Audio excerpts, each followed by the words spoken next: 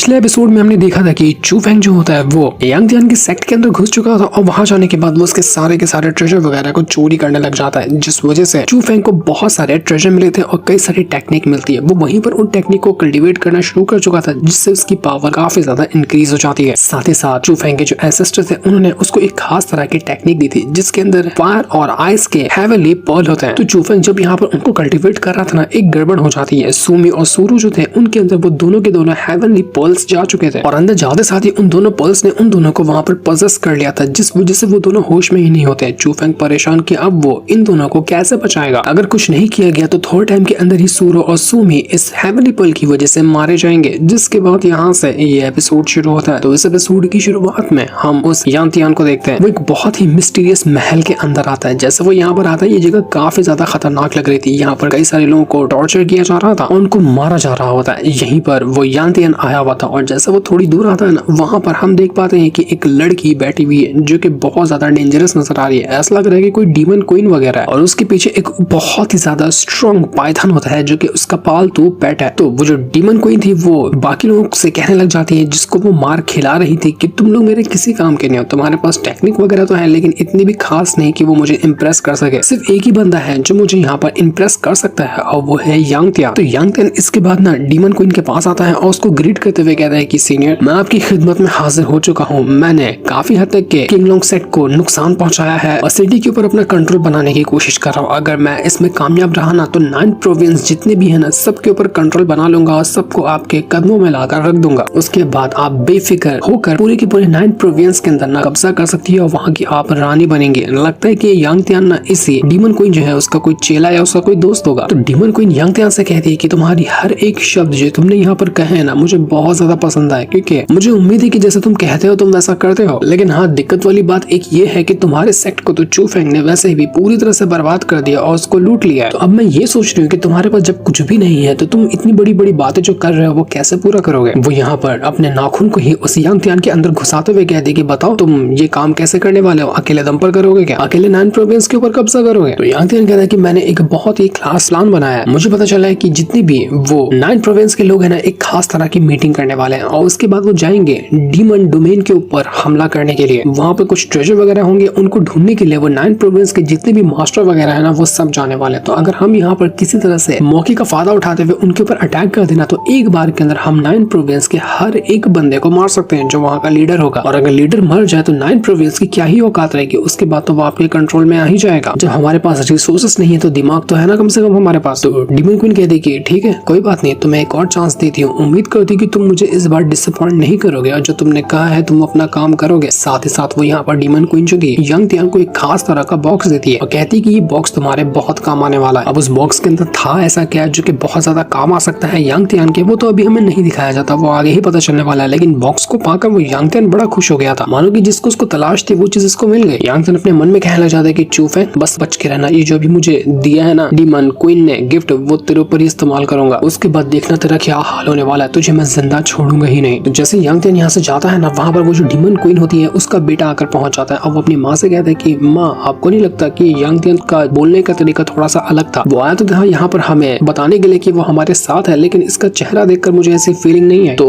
उसकी माँ यानी डीमन क्वीन कहती कि फिक्र मत करो, वो हमारा कुछ नहीं बिगाड़ सकता, हमें थोड़ा और इसका इस्तेमाल करना चाहिए। जब लगेगा कि गड़बड़ करा तो हम एक ही बार के अंदर इसको खत्म कर देंगे, बस सही मौके का इंतजार करो। धीरे धीरे करते हुए सब कुछ हमारे हिसाब से ही चलेगा जैसा हमने प्लान बनाया है। इसके बाद हम शहर का सीन देखते हैं जहाँ पर बहुत सारी तैयारियां की गई थी, क्योंकि यहाँ पर वही मीटिंग होने वाली है जो कि 9 प्रोविंस के सारे मास्टर यहाँ पर आएंगे। इस मीटिंग को होस्ट करने वाले थे सुप्रीम विला, एक सेक्ट का नाम है, वो लोग इसको होस्ट कर रहे थे। और वो सेक्ट कोई नॉर्मल नहीं है बल्कि 10,000 डीमन माउंटेन जो है ना वो उनके गार्डियन है। 10,000 डीमन माउंटेन सुप्रीम विला के कंट्रोल में ही आता है। तो लोग तो कह रहे थे कि जब यहाँ पर सुप्रीम विला वाले लोग ये काम कर रहे हैं ना तो सब कुछ तो खास होना ही है, क्योंकि उनके किए गए काम में कभी कोई कमी होती ही नहीं है। देख रहे हो कितना अच्छे से इस शहर को सजाया जा रहा है, क्या खूबसूरत लग रहा है। तो जैसे कुछ बंदे वहां से आगे बढ़े थे ना, हम देख पाते हैं कि यहाँ पर एक दूसरा बंदा आकर पहुंच चुका है। इसका नाम था मोरोंग और ये स्वॉर्ड वैली का यंग मास्टर है। तो जैसे वो आगे बढ़ा था ना, वो बहुत ज्यादा गुस्सा हो जाता है कि तुम लोगों की हिम्मत कैसे हुई जो मेरा रास्ता रोक के खड़े। वो अपने ऑरा से ही कुछ बंदों को उठाकर दूर फेंक देता है कि जब मैं चलता हूँ ना तो मेरे सामने से रास्ता खाली हो जाना चाहिए, वरना मैं किसी को छोड़ूंगा नहीं। चू फेंग भी वहीं पर खड़ा हुआ था जो यहाँ पर मोरोंग को देखकर हैरान रह जाता है कि क्या है ये। मुझे इस मोरोंग के अंदर तो कोई खासियत नहीं लग रही, लेकिन इसके पीछे जो इतनी बड़ी वाली स्वॉर्ड रखी है ना, ये मुझे कोई नॉर्मल नहीं लग रहा। ये मुझे लग रहा है कि कोई लेजेंडरी वेपन है। ऊपर से ये स्वॉर्ड वैली से आता है तो इसके स्वॉर्ड वैली की ये कोई टॉप स्वॉर्ड होगी। वहाँ का यंग मास्टर है तो टॉप स्वॉर्ड तो इसके पास होनी ही है।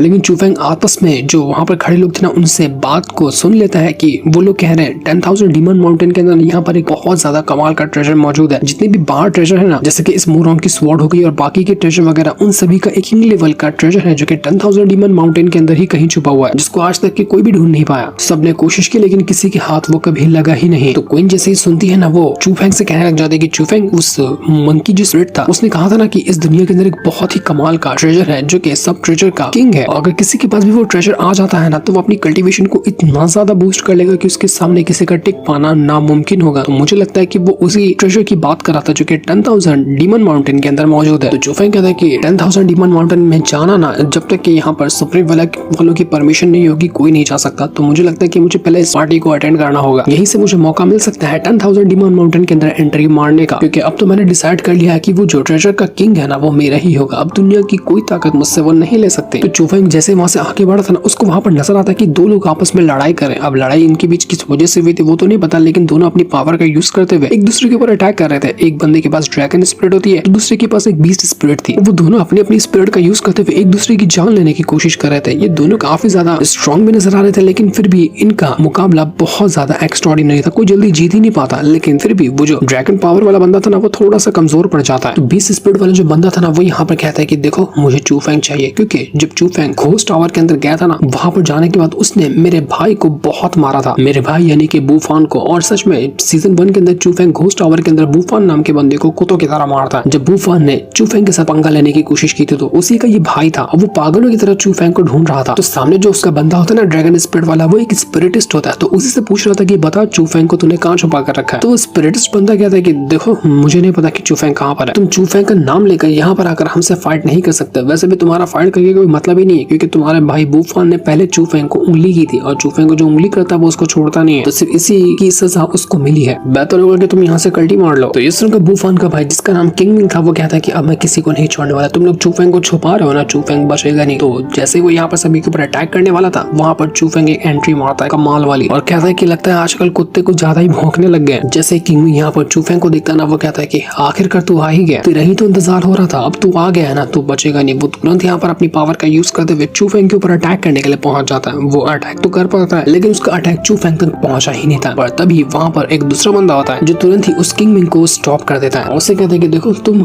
जी क्लान से आते हो जो कि 9 प्रोविंस के अंदर एक अच्छा क्लान माना जाता है। ऊपर से तुम्हारा कल्टीवेशन भी हेवन मार्शल रेल्म के ऊपर है और तुम सिर्फ एक मार्शल रेल्म के बंदे को बुली कर रहे हो। इस बंदे ने अपना चेहरा ढक कर रखा था, लेकिन देख कर तो लग रहा था कि वही प्रिंस है जिसको हमने लास्ट एपिसोड में भी देखा था। तो वो मिस्टीरियस बंदा जो यहाँ पर आया था वो किंग मिंग से कहता है कि बड़े शर्म की बात है, तुम्हें अपने बराबर के बंदे से मुकाबला करना चाहिए, वरना तो ऐसे बच्चों के साथ तुम फाइट करते रहोगे। क्वीन जब यहाँ पर उस मिस्टीरियस बंदे को देखती है ना तो वो कहती है कि इसके अंदर ना इंपीरियल ब्लड लाइन है जो कि बहुत ज्यादा मिस्टीरियस होती है। चूफेंग भी हैरान कि इंपीरियल ब्लड लाइन क्या होता है। तो क्वीन कहती है कि ये बंदा मुझे लगता है ना कि जियांग क्लान से आता होगा और वहाँ का कोई प्रिंस वगैरह होगा, क्योंकि तभी इसके अंदर इंपीरियल ब्लड लाइन है। और जियांग क्लान जो है ना सबसे ज्यादा स्ट्रॉन्ग मानी जाती है 9 प्रोविंस के अंदर। इसी वजह से 9 प्रोविंस के अंदर जियांग क्लान का काफी बड़ा दबदबा है। लेकिन मैं तुम्हें बता देना चाहती हूँ कि तुम्हारे पास जो थंडर पावर है ना, अगर तुम उसको और अच्छे से थोड़ा सा सीख लोगे तो उसके बाद इसकी इंपीरियल ब्लड लाइन भी ना तुम्हारे सामने नहीं टिक पाएगी, और अगर तुम अपने कोशिश करोगे तो तुम इसको हरा पाओगे। ये बंदा तुम्हारे मुकाबले का नहीं होगा फिर। तो इससे टेंशन लेने की, इसकी फिक्र करने की तुम्हें बिल्कुल भी जरूरत नहीं है, ये तुम्हारा कुछ नहीं बिगाड़ सकता। तब वो बंदा सामने निकल कर आता है जो कि सच में वही प्रिंस था और कहने लग जाता है कि देखो मैं ना सब जगह सिर्फ इंसाफ चाहता हूँ, जहाँ पर भी कुछ गलत होता हुआ नजर आता है मैं वहाँ पर इंसाफ दिलाने के लिए पहुंच जाता हूँ, और यही करने के लिए मैं आज भी यहाँ पर आया हूँ। तो तुम दोनों का अगर पुराना हिसाब किताब है ना उसको पूरा करना चाहते हो तो एक काम करो, जिस रैम के ऊपर अभी चूफेंग मौजूद है ना, किंग मिंग तुम भी अपने रैम को सप्रेस करके वहीं पर ले आओ, दोनों एक जैसी पावर का यूज करो, तब जाकर मुकाबला टक्कर का होगा। तो किंग मिंग कहने लग जाता है कि अरे तुझे क्या लगता है कि मैं यहाँ पर अपनी पावर को सप्रेस करूँ? अगर मैं अपनी पावर को ना भी यूज करूँ ना तो मेरे 2 चमाड़ के अंदर ये चूफेंग मर जाएगा, मैं एक हाथ से भी इस चूफेंग की जान ले सकता हूँ। तो वो अपनी कल्टीवेशन को सप्रेस करता है और जैसे उसने ये किया था चूफेंग तुरंत ही कूद जाता है उसके बीच में उसके ऊपर अटैक करने के लिए। वो एक ही अटैक देकर क्या मारता है कि ऐसा लग रहा था कि उसका एक हाथ ही टूट गया। चूफेंग यहाँ पर उस किंग मिंग से कहता है कि तू अपनी कोई भी कल्टीवेशन पावर को क्यों ना यूज कर, तो कितना भी स्ट्रॉन्ग क्यों ना हो जाऊं, लेकिन मैं किसी से न डरता हूँ ना किसी से हारता हूँ। चूफेंग यहाँ पर अपनी पावर का यूज करते हुए उसको कुत्तों की तरह मारता है, अपनी वो लाइटनिंग पावर को यूज करता है और उसकी मदद से वो उठा कर पटके जा रहा था उस किंगमिंग को। किंगमिंग की हालत खराब हो जाती है, वो तैयारी के साथ आया हुआ था, इतने सालों से वो अपना बदला लेने के लिए तैयार था चूफेंग से, लेकिन जब मुकाबला हुआ तो वो चूफेंग के सामने पिट गया। मुझे स्पिरिट्स वगैरह था ना, वो लोग तो कहने लग जाते कि चूफेंग यहाँ पर इस किंगमिंग से अपना टाइम पास क्यों कर रहा है, अगर वो चाहे तो एक थप्पड़ के अंदर सच में उस किंगमिंग की जान ले लेगा। लगता है कि चूफेंग उसके साथ खेल रहा है, क्योंकि हमें पता है कि चूफेंग कितना ज्यादा स्ट्रॉन्ग है, क्योंकि वो पहला इंसान था जो कि 100 साल के अंदर उस घोस्ट टावर को कंप्लीट करके बाहर आया था, वरना जो भी घोस्ट टावर के अंदर जाता था कभी भी लौट कर नहीं आता था। चूफेंग ने ये कारनामा करके दिखाया था, तो उसका मुकाबला करना, उसकी पावर को अंदाजा लगाना, समझ पाना कि वो कितना स्ट्रॉन्ग है, किसी के लिए भी नामुमकिन काम है।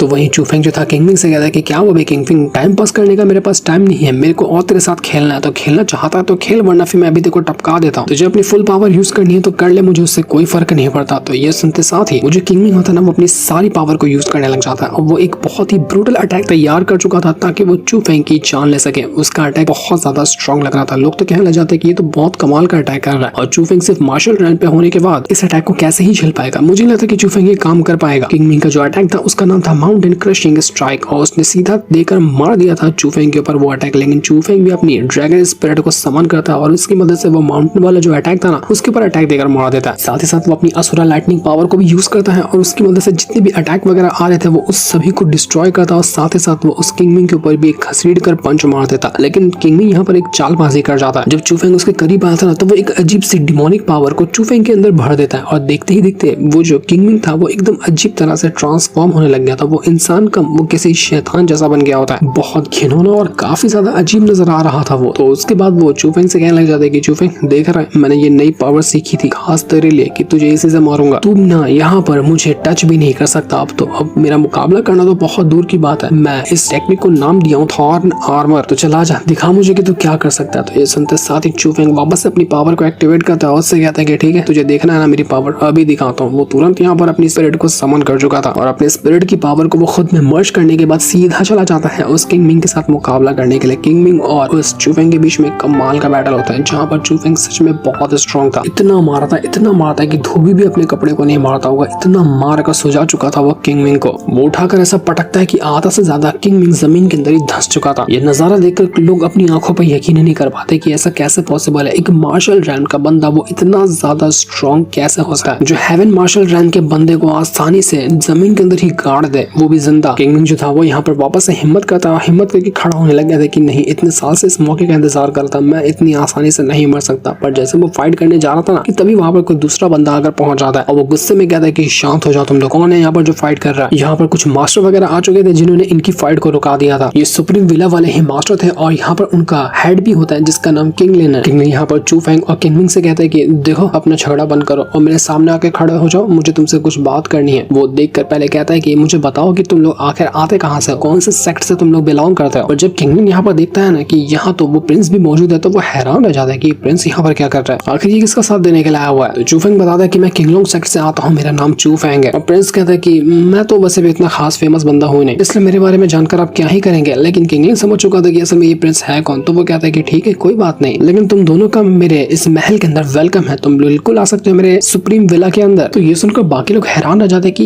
इनको कैसे ऑफर मिल गया अंदर जाने का, हम तो यहाँ पर इंतजार करें, हमें तो सुप्रीम विला के अंदर जाने का मौका नहीं मिला। उसके अंदर तो सिर्फ जितनी भी 9 प्रोविंस के सेक्ट है, उनके जीनियस वगैरह है, वही लोग जा सकते हैं। चूफेंग को तो ऐसे ही फुकट में मौका मिल गया अंदर जाने का। किंगलिन जो था ना, वहां पर उसका वो डिसाइपल भी मौजूद होता है जो कि उसका खास डिसाइपल है। वो अपने मास्टर से कहता है कि मास्टर किंगलिन, मुझे नहीं लगता कि ये चूफेंग कोई कमाल का बंदा, ये किसी गरीब सेक्ट से आया हुआ लगता है, और अगर ये अंदर जाएगा तो हमारी शान खराब हो जाएगी, क्या बोलते हैं, इसको टपका देते हैं क्या। लेकिन उसका मास्टर उसको शांत करा देता है कि अभी कुछ करने की जरूरत नहीं है। देखते ही देखते 9 प्रोविंस के जितने भी मास्टर वगैरह थे ना, वो एक के बाद एक करते हुए वही मीटिंग वाली जगह पर आकर पहुंचने लग जाते हैं। वो सभी अपने शिप्स के अंदर आए हुए थे और उन्हीं से एक शिप के अंदर ना वो चूफेंग उस प्रिंस के साथ बैठा होता है, जहाँ पर प्रिंस चूफेंग को बताता है कि तुम्हें पता है, मैं वही प्रिंस हूँ, मेरे अंकल थे जिसने तुम्हें बचाया था उस वैली के अंदर से, तुम मर रहे थे ना, तो तुम्हें बचाने वाले मेरे अंकल ही थे। तब चूफेंग को याद आता है कि अरे हाँ, अब मुझे याद आना कि ये लोग है कौन। प्रिंस चूफेंग से कहता है कि चूफेंग, मैंने सुना कि तुमने ना उस यांगत्यान के लिंगिन सेक्ट को पूरी तरह से बर्बाद कर दिया, जो कि बहुत कमाल की बात है। तो चूफेंग कहता है कि हाँ बिल्कुल, आपने सही सुना है, जब मैं गया था ना, उसका यांगत्यान का सेक्ट लूटने के लिए। तो मैंने वहाँ पर नोटिस किया कि वहाँ के लोग किसी खास तरह की ब्लड पावर को यूज करते हैं। वो पावर ऐसी कि एक दूसरे को ही उसमें डिवोर किया जाता है। ये बहुत गलत बात है। तो मुझे सही लगा कि मुझे उस सेक्ट को डिस्ट्रॉय कर देना चाहिए। यही वजह से मैंने यांग तियान के पूरे सेक्ट को ही बर्बाद कर दिया। तो ये सुनकर यहाँ पर वो प्रिंस चुफेंग से कहता है कि चुफेंग, तुम्हें ना एक चीज नहीं पता है, वो जो खास तरह की ब्लड टेक्निक है ना जो कि यांग तियान के सेक्ट वाले यूज करते थे, वो सिर्फ उनकी टेक्निक नहीं है। असल में इस टेक्निक को बनाने वाले जी क्लान के लोग थे। चुफेंग सुनकर हैरान हो जाता है कि ये जी क्लान क्या है, ये कौन लोग है, मुझे तो नहीं पता। तो प्रिंस बताता है कि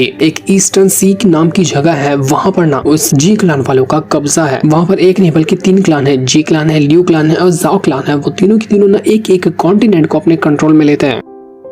सब कुछ तो नॉर्मल चल रहा था, लेकिन तब जी क्लान वालों को ना ज्यादा ही चर्बी चढ़ी और उन्होंने डिसाइड किया कि वो सारे के सारे बाकी कॉन्टिनेंट के ऊपर भी ना अब ना कब्जा करेंगे, ताकि पूरा का पूरा ईस्टर्न सी जो है ना वो उनके कंट्रोल में आ जाए। और हम देख पाते हैं कि वो जो डीमन क्वीन जिसको शुरुआत में हमने देखा था ना, वो असल में जी क्लान की ही वो लीडर होती है। प्रिंस बताता है कि जी क्लान वालों ने अपनी पावर को बढ़ाया और उसके बाद उन्होंने अटैक कर दिया लियो क्लान और जाओ क्लान के ऊपर। उनके पास कई सारी इविल टेक्निक थी और उसी का यूज करते हुए वो बाकी क्लान को हराने में कामयाब रहे। जी क्लान के पास पूरा का पूरा ईस्टर्न सी का इलाका आ गया। इसके बाद अब जी क्लान की वो जो क्वीन है ना, उसने डिसाइड किया कि वो 9 प्रोविंस के ऊपर भी अपना कब्जा करेगी। लेकिन तुमने वो जो यांग तियान का लिंगियम सेक्ट है ना, उसको बर्बाद करके उस डीमन क्वीन जो है उसके पान में बहुत बड़ी बाधा डाल दी है। इस वजह से तुमने बहुत बड़ी दुश्मनी अपने सर मोल ली है। मैंने तो ये भी सुनकर रखा है कि जी क्लान की वो जो डीमन क्वीन है ना, उसने अपने कुछ बंदों को भेजा है 10,000 डीमन माउंटेन के अंदर जाने के लिए, ताकि वो जो ट्रेजर का किंग है ना उसको हासिल कर सके। और तुम्हें पता है यही काम के लिए मैं यहाँ पर भटक रहा हूँ। चुफेंग तो ये सुनकर बिल्कुल हैरान रह जाता है कि यार कहाँ से मुसीबत आकर टपक रही है। अब वो किंग ट्रेजर भी मौजूद है, वो जी क्लान वालों के साथ मैंने दुश्मनी ले ली, ऊपर से ये जो सुप्रीम वेला वाले लोग हैं इनको देखकर तो अच्छा लगता है, लेकिन ये अंदर से मुझे लग रहा है कि कुछ घोटाला कर रहा है। मुझे भी समझ नहीं आ रहा कि कौन अपना दोस्त है कौन अपना दुश्मन बना हुआ है। दूसरी तरफ हम सुप्रीम वेला का सीन देखते हैं। यहाँ पर एक बंदा होता है जिसने अपने आप को पूरा ढक कर रखा था और यहाँ पर आने के बाद ना वो कुछ ट्रेजर वगैरह को चुरा रहा होता है। जैसे वो ये काम कर रहा था, वहाँ पर एक बंदा आने लग जाता है कमरे के अंदर, जो कि सुप्रीम वेला का ही कोई मास्टर लग रहा था। तो जैसे वो अंदर आता है ना, तो ये बंदा जो कि ढक कर रखा था खुद को और कुछ चुरा रहा था, वो तुरंत ही उसको मारता है और उसकी जगह ले लेता है। मतलब कि उसने उस मास्टर का ही लुक ले लिया था। अब यहाँ पर किसी को पता नहीं चलेगा कि जो उनके साथ घूम रहा है वो सुप्रीम विला वाला मास्टर है या फिर यही कोई मिस्टीरियस बंदा है जिसने उसको मार कर उसकी जगह ली है। लेकिन ये था कौन, करना क्या चाहता है, वो तो हमें आगे पता चलेगा। दूसरी तरफ हम एक लड़की को देखते हैं जो मस्त नहा वहा कर बाहर निकलती है, पूरा अपने आप को तैयार कर रही थी। लग रहा था कि ये कोई बहुत ही ज्यादा स्पेशल लड़की है जो कि आज की होने वाली पार्टी की बहुत ज्यादा खास होगी। इसी वजह से उसको एकदम बेस्ट तरीके से तैयार होना था और वो अपने आप को तैयार करने में लगी होती है। काफी ज्यादा सुंदर भी थी वो। इसके बाद हम उसी मीटिंग का सीन देखते हैं जहाँ पर वो बाकी के 9 प्रोविंस के मास्टर वगैरह आए हुए थे ना, वो सभी पहुंचे हुए थे। और यहाँ पर वो जो किंगलिन होता है वो कहने लग जाते हैं कि आप सभी का वेलकम है मेरे सुप्रीम विला जो है उसके अंदर आने के लिए। मैंने आपको सभी को यहाँ पर बुलाने की इजाजत मांगी और आप सब बेफिक्र यहाँ पर आ गए, जो कि देखकर मुझे बहुत अच्छा लगा। आज यहाँ पर आप सभी के लिए बहुत अच्छा पार्टी का बंदोबस्त किया गया, तो आप बिल्कुल यहाँ इंजॉय कर सकते हैं। लड़कियां होती है वो 9 प्रोविंस के सारे मास्टर को शराब वगैरह दे रही थी और उनका एंटरटेनमेंट कर रही थी। उन्हीं में चूफेंग भी होता है जो बिंदास यहाँ पर बैठा हुआ था। किंगलिन जो था वो यहाँ पर कहने लग जाता है कि इस मीटिंग का ना एक खास मकसद ये है कि मैं अपनी बेटी के लिए एक बहुत ही बढ़िया दूल्हा ढूंढ रहा हूँ। कोई ऐसा इंसान चाहिए जो कि बहुत ज्यादा बहादुर हो और योद्धा हो, ताकि वो मेरी बेटी से शादी कर सके। और अगर आप इसमें शामिल होना चाहते हैं, इस चीज के अंदर ट्राई करना चाहते हैं, तो आपको ट्रायल को पास करना होगा जो कि 10,000 डीमन माउंटेन के अंदर होगा। जो भी इस ट्रायल को पास करेगा 10,000 डीमन माउंटेन के अंदर जाकर क्लियर करेगा सारे ट्रायल को, वही मेरी बेटी से शादी करेगा। बिल्कुल स्वयंवर लगता है ना, वैसा ही हो रहा था काम यहाँ पर। तो 9 प्रोविंस के बाकी बंदे कहना चाहते कि सीधा 10,000 डीमन माउंटेन के अंदर जाना है, ये काफी खतरनाक चीज तो नहीं हो गई? आपको पता है कि वहाँ जो जाता है जल्दी कोई वापस लौट कर नहीं आता, तो आपकी बेटी छोड़ो हमें हमारी जान तक नहीं मिलेगी अंदर। तो किंगलिन कहता है कि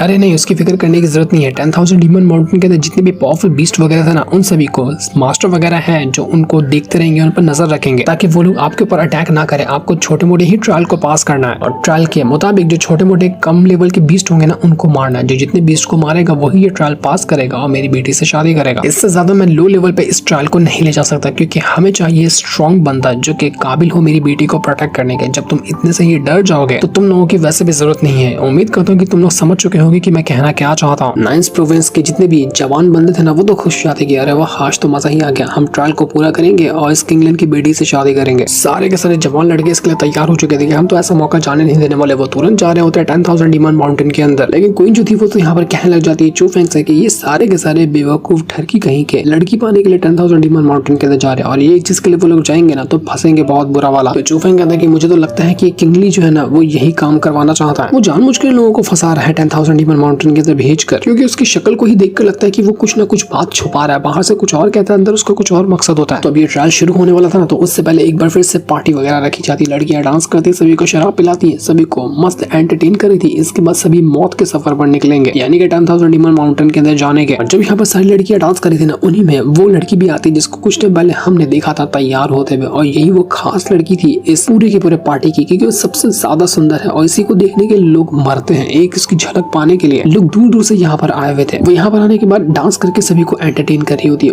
उसके ऊपर सारे लोगों की नजर थी, लेकिन उसकी नजर चाहती है वो जो लड़की थी चूफेंग के ऊपर, कि चूफेंग उसको इग्नोर कैसे कर सकता है, क्योंकि चूफेंग उसके ऊपर बिल्कुल भी ध्यान नहीं दे रहा था। वो लड़की अपना डांस करते हुए चूफेंग की तरफ ही इशारा करती है, लेकिन फिर भी चूफेंग उसको बिल्कुल भी भाव नहीं देता। लेकिन बाकी लोग तो दीवाने हो चुके थे उस लड़की के, वो सभी लोग उस लड़की का हल्का सा अटेंशन पाना चाहते थे, लेकिन चूफेंग तो बस यहाँ पर अपना मगन होता है। तो वो लड़की खुद ही यहाँ पर चूफेंग के एकदम करीब आकर पहुंच जाती है, और यहाँ पर आने के बाद वो अपने जादू का यूज करते हुए चूफेंग को अपने तरफ अट्रैक्ट करने की कोशिश करती है, लेकिन फिर भी चूफेंग उसके ऊपर बिल्कुल भी ध्यान नहीं देता। वो यहाँ पर बस यहाँ पर एटीट्यूड में बैठा हुआ था और कहता है कि ऐसा क्यों लग रहा है कि मैंने इस लड़की को या इसकी पावर को कहीं ना कहीं तो महसूस किया है, समझ तो नहीं आ रहा, लेकिन ऐसा लग रहा है कि कहीं ना कहीं इसको देखा है मैंने। तो वहीं वो जो लड़की थी वो किंगलन के पास आती है और कहने लग जाती है कि देखो मैं ना इस तरह की चीज में बार बार तुम्हारी हेल्प नहीं करने वाली हूँ, ये आखिरी बात है जब मैं तुम्हारे सामने लोगों को एंटरटेन करने के लिए डांस कर रही हूँ, आइंदा मैं ऐसी हरकत कभी नहीं करूंगी और कहना भी नहीं करने को। तब जाकर यहाँ पर वो जो किंगलन था ना वो अपना प्लान बताता है कि वो यहाँ पर उसी लड़की को यूज करता है ताकि बाकी की जो ठरकी लौंडे है ना वो यहाँ पर आए और उसकी बातों में फंस कर चले जाए उसी 10,000 डीमन माउंटेन के बीस्ट को मारने के लिए, वहां से ट्रेजर लाने के लिए, क्योंकि जो भी 10,000 डीमन माउंटेन के अंदर ट्रेजर लाता है ना ये किंगलन सारे ट्रेजर को खुद अपने पास रख लेता है। जो लोग मर जाते हैं वहां जाने के बाद उसकी तो कोई गारंटी नहीं है, और जो जिंदा बचकर आते हैं ट्रेजर को लेकर आते हैं वो सब इस किंगलन अपने पास ही जमा कर लेता है। किंगलन कह रहा था कि मैं तो आराम से इस लड़की को अपनी मुट्ठी में कर लूं, जिस तरह से चाहूं उस तरह से मैं उसको चला सकता हूं, लेकिन प्रॉब्लम सिर्फ एक ही है, वो ओल्ड मैन जो कि हमेशा इस लड़की के साथ रहता है और उसका गार्डियन बनकर रहता है, क्योंकि वहां पर एक ओल्ड मैन भी बैठा हुआ था और ये उसी लड़की का ना गार्डियन होता है कि उस लड़की के ऊपर कुछ भी खतरा आएगा तो वो जाता है ओल्ड मैन और मैटर को सॉल्व करता है। तो किंगलन थोड़ा सा ना उस ओल्ड मैन से डरता है, इसी वजह से वो उस लड़की को पूरी तरह से अपने कंट्रोल में नहीं ले रहा, वरना तो अब तक उसने उसके साथ कांड कर दिया होता। इसके बाद वो ओल्ड मैन जो होता है उसी लड़की के पास आता है और उसे कहना चाहते हैं कि देखो 10,000 डीमन माउंटेन के जाने का सफर बहुत ज्यादा मुश्किलों से भरा होगा, अगर तुम वहां पर जाने वाली हो तो तुम्हें थोड़ा सा संभल कर जाना चाहिए। तो वो लड़की कहती है कि देखो मुझे उससे कोई फर्क नहीं पड़ता, बस मुझे टेक्निक चाहिए जिसकी मदद से मैं अपना heaven marshal rank break through कर सकूं। अगर एक बार मैंने अपना heaven marshal rank break through कर दिया ना तो उसके बाद मुझे किसी चीज की टेंशन लेने की जरूरत पड़ेगी ही नहीं, और उसके बाद जिसने भी मुझे यहाँ पर बंदी बना कर रखा है ना मैं एक एक को चुन चुन कर काट डालूंगी। तो ओल्ड मैन कहता है कि अरे अरे यार शांत हो जाओ, इतना ज्यादा गुस्सा करने की जरूरत नहीं है, एक बार जो तुम 10,000 डीमन माउंटेन के अंदर जाओगे ना तब जाकर तुम्हें पता चलेगा कि वो जगह कितनी ज्यादा खतरनाक है। और वहां जाने के बाद सबसे बड़ा प्रॉब्लम तो ये हो जाएगा कि अगर किसी को पता चला कि तुम्हारी जो बॉडी है वो एक हेवनली डिवाइन बॉडी है तो गड़बड़ तो और बढ़ने वाली है। तुम दुनिया से छुपा कर रखना कि तुम्हारी बॉडी हेवनली डिवाइन बॉडी है। तो वो लड़की कहती है ओल्ड मैन से कि ग्रैंडपा